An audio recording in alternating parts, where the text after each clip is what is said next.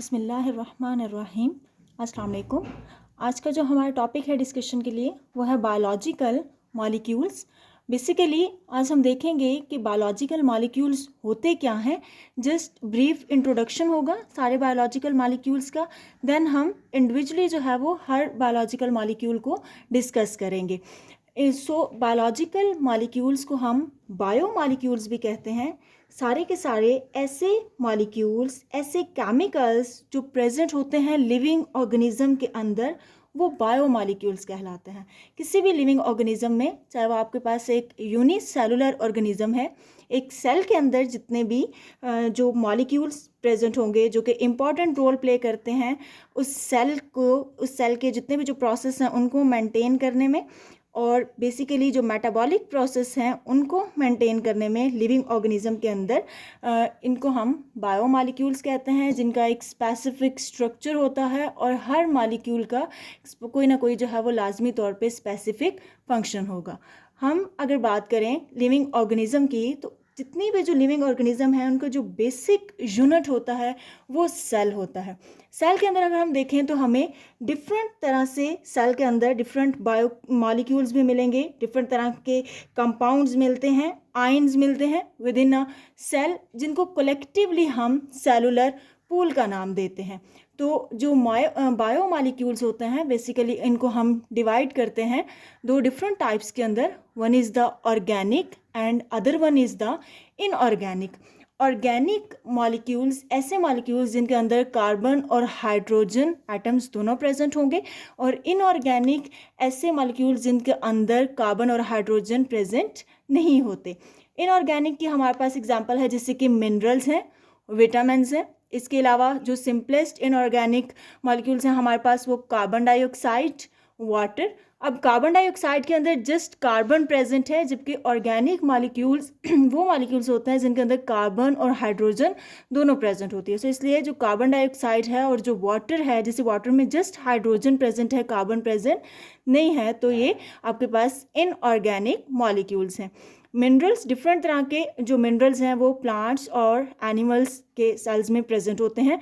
Plants के minerals की बात करें तो प्लांट्स में नाइट्रोजन है, फास्फोरस, पोटाशियम, कैल्शियम, मैग्नीशियम, इसके अलावा आयरन, सल्फर, और इसके अलावा manganese, zinc, copper, boron, molybdenum, निकल, ये डिफरेंट तरह के मिनरल्स जो कि इंपॉर्टेंट रोल प्ले कर रहे होते हैं प्लांट्स की लाइफ को मेंटेन करने में, उनकी ग्रोथ के अंदर ये प्रेजेंट होते हैं सेल्स में। ठीक है, ये मिनरल्स जो कि क्या है आपके पास इनऑर्गेनिक मॉलिक्यूल्स हैं। सिमिलरली एनिमल्स के अंदर भी डिफरेंट इनऑर्गेनिक मॉलिक्यूल्स प्रेजेंट होते हैं, जैसे कि आयरन है, कैल्शियम, कॉपर, मैग्नीशियम, सिलिकॉन, इसके अलावा फास्फोरस, मैंगनीज, जिंक, और इसके अलावा आयोडीन और पोटाशियम। ये डिफरेंट हमारे पास मिनरल्स हैं जो कि प्रेजेंट होते हैं एनिमल्स के अंदर। इनऑर्गेनिक मॉलिक्यूल्स में हमारे पास विटामिन्स भी आ जाते हैं। विटामिन्स जस्ट एनिमल्स के अंदर प्रेजेंट होते हैं। डिफरेंट टाइप्स के विटामिन्स हैं हमारे पास। Vitamin A, vitamin B1, vitamin B2, B3, vitamin B5, B6, B7, B9, B12, vitamin C, vitamin D, vitamin E and vitamin K. ये सारे के सारे विटामिन्स भी इंपॉर्टेंट रोल प्ले कर रहे होते हैं ग्रोथ और मेंटेनेंस के अंदर।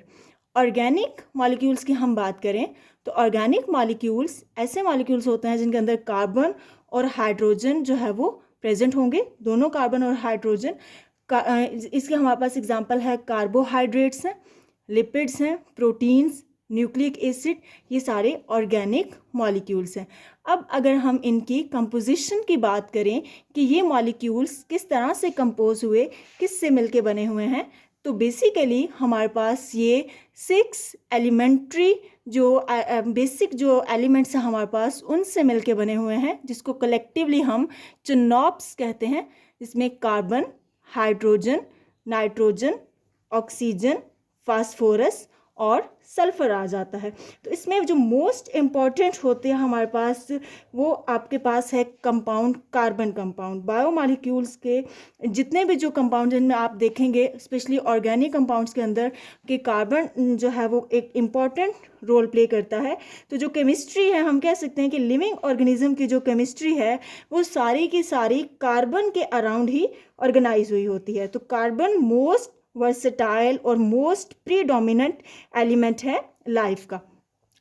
हमारे पास ये जो डिफरेंट एलिमेंट्स हैं, ये स्पेसिफिक वे में एक दूसरे के साथ ज्वाइन होते हैं, बॉन्ड बनाते हैं, हाइड्रोजन बॉन्डिंग होती है, इसके अलावा कोवेलेंट बॉन्ड बनाते हैं, और इसके अलावा आयोनिक बॉन्ड्स बनाते हैं। इन बॉन्ड्स के थ्रू ये एक दूसरे के साथ यूनाइट होते हैं स्पेसिफिक वे में और मॉलिक्यूल्स बनाते हैं। जब हमने लेवल ऑफ ऑर्गेनाइजेशन को डिस्कस किया था तो उसमें हमने देखा था कि स्मॉलेस्ट जो यूनिट होता है आपके पास लाइफ का, वो सेल है। तो सेल के अंदर जो स्मॉलेस्ट चीज़ है वो आपके पास एटम, एंड देन एटम किस तरह से मिलके एलिमेंट्स बनाते हैं, और एलिमेंट्स फिर फर्दर किस तरह से हमारे पास मॉलिक्यूल्स बनाते हैं।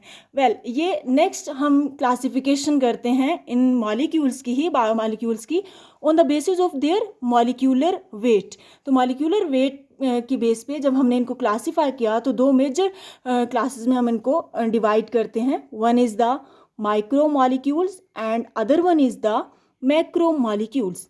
माइक्रो डिनोट कर रहा है, इसका नाम ही शो कर रहा है कि माइक्रो, स्मॉलर, ऐसे मॉलिक्यूल्स जो कि स्मॉलर होते हैं, जिनका वेट आपके पास 18 से 800 डाल्टन होता है, वो माइक्रो मॉलिक्यूल्स आ जाते हैं। और मैक्रो मॉलिक्यूल्स ऐसे मॉलिक्यूल्स जिनका वेट हमारे पास 1000 डाल्टन से ज़्यादा होता है, वो मैक्रो मॉलिक्यूल्स आ जाते हैं। माइक्रो मॉलिक्यूल्स की अगर हम एग्जांपल्स देखें तो इसके अंदर मिनरल्स आ जाएंगे, विटामिन्स आ जाएंगे, इसके अलावा कार्बन डाइऑक्साइड, वाटर। तो हम कह सकते हैं कि जो इनऑर्गेनिक मॉलिक्यूल्स हैं वो माइक्रो मॉलिक्यूल्स के अंडर आ जाते हैं। और मैक्रो मॉलिक्यूल्स हमारे पास ऐसे मॉलिक्यूल्स जिनका वेट जो है वो 1000 डाल्टन से ज़्यादा होता है। तो इसमें मेनली हमारे पास जो होते हैं carbohydrates, lipids, proteins, nucleic acid वगैरह, ये मैक्रो मॉलिक्यूल्स में आ जाते हैं। हम बेसिकली एक एक्सपेरिमेंट करते हैं और उसके बाद फाइंड आउट करते हैं माइक्रो मॉलिक्यूल्स को और मैक्रो मॉलिक्यूल्स को। लिविंग टिश्यूज़ लेते हैं हम मेनली, उन लिविंग टिश्यूज़ को हम ग्राइंड करते हैं ट्राइक्लोरो एसिटिक एसिड के साथ with the help of pastel and mortar. इसकी हेल्प से हम इन टिश्यूज़ को ग्राइंड करते हैं, एक हमारे पास मिक्सचर सा बन जाता है। देन जब हम इस मिक्सचर को फिल्टर करते हैं तो हमारे पास जो फ्रैक्शन ऑब्टेन होती है वो दो तरह से होती है। One is the acid insoluble pool and other one is the acid soluble pool. कि कुछ वो मॉलिक्यूल्स जो कि एसिड के अंदर सॉल्युबल नहीं होते, फिल्ट्रेट से जो है, यानी कि जब हम इसको फ़िल्टर करते हैं तो ये पास नहीं होते। क्यों? क्योंकि इनका जो मॉलिक्यूलर वेट है वो आपके पास ज़्यादा होता है। तो जो पास हो जाते हैं उनका मॉलिक्यूलर वेट कम होता है और ये एसिड सॉल्युबल पूल बनाते हैं हमारे पास। तो एसिड इनसॉल्युबल में हम मैक्रो मॉलिक्यूल्स रखते हैं और एसिड इनसॉल्युबल में मैक्रो और एसिड सॉल्युबल पूल में हमारे पास माइक्रो मॉलिक्यूल्स प्रेजेंट होते हैं। तो ये जो बायोलॉजिकल मॉलिक्यूल्स हैं, इन सब की कोई ना कोई स्पेसिफिक प्रॉपर्टी लाजमी होती है। मेनली अगर हम इनके कैरेक्टरिस्टिक्स की बात करें, इनकी खसूसियात की बात करें, तो ज़्यादातर जो बायोलॉजिकल मॉलिक्यूल्स हैं वो ऑर्गेनिक नेचर के होते हैं। इसके अलावा जितने भी जो बायोलॉजिकल मॉलिक्यूल्स हैं, इनकी स्पेसिफिक शेप होती है और स्पेसिफिक 3D इनका जो है वो स्ट्रक्चर होता है। अब कोई भी जो बायोलॉजिकल मॉलिक्यूल है, उसकी जो केमिकल प्रॉपर्टी है, उसकी जो केमिकल नेचर है, वो डिपेंड कर रही होती है उसके साथ लगे हुए फंक्शनल ग्रुप पे। तो फंक्शनल ग्रुप जो है बेसिकली डिटरमिन करेगा उसकी केमिकल प्रॉपर्टी। तो डिफरेंट बायोलॉजिकल मॉलिक्यूल्स, जिसमें से मेनली ऑर्गेनिक मॉलिक्यूल्स को हम डिटेल में डिस्कस करेंगे, जो कि कार्बोहाइड्रेट्स, लिपिड्स, प्रोटीन और न्यूक्लिक एसिड हैं इंशाल्लाह नेक्स्ट लेक्चर में। क्योंकि मेनली ये बायो मॉलिक्यूल्स ही हैं जो मिल के क्या कर रहे होते हैं कि पूरे का पूरा जो लिविंग ऑर्गेनिज्म है, वो पूरे का पूरा जो सिस्टम है उसके साथ एसोसिएट होकर उनको मेंटेन कर रहे होते हैं।